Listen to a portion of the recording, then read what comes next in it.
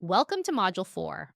In this module, we look at the final factor when qualifying for a mortgage, your down payment.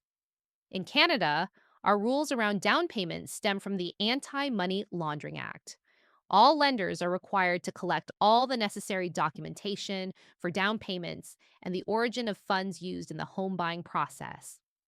To satisfy the lender's requirements, you will be required to provide a 90-day history of all funds being used for both your down payment and closing costs. Statements must show your name and account number and not be altered in any way. If there are any large deposits greater than $2,000, we will need to provide an explanation and potentially a 90-day history if being transferred in from another account, such as savings or investments. Further, there are rules on where the down payment money can come from. Allowable sources for down payments when buying a home are own resources, any non borrowed savings or investments in your personal name. Gifted. Down payment. An immediate family member can gift you a portion of your down payment. Gifted equity. Parents can gift equity from their family home to their child when the child purchases the family home.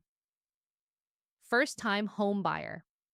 Incentive, a government program offering 5% for resale properties or 5 to 10% for new construction. We will go into more detail on this program in our next module.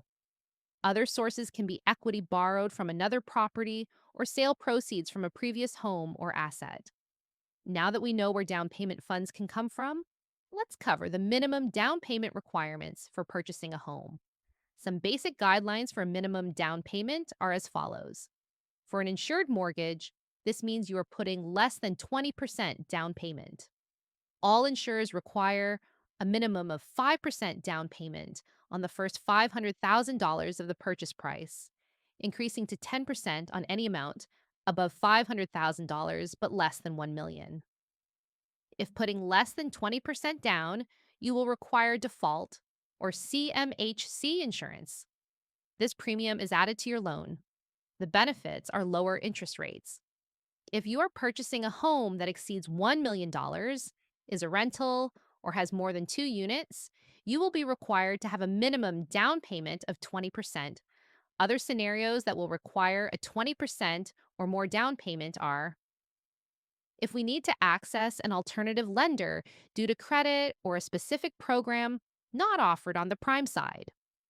The property type can also require a larger down payment, such as a seasonal cottage or raw land.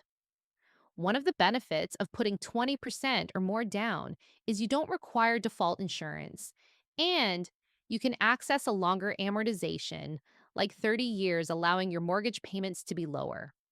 Lastly, your debt servicing ratios also play a key factor in your required down payment. Although the minimum down payment on a home under 500,000 is 5%, you still need to qualify for that minimum amount. You may be required to put additional money down to bring these ratios in line with your ideal purchase price. This wraps up Module 4. Up next, we will cover the different government programs to assist you in qualifying for a mortgage.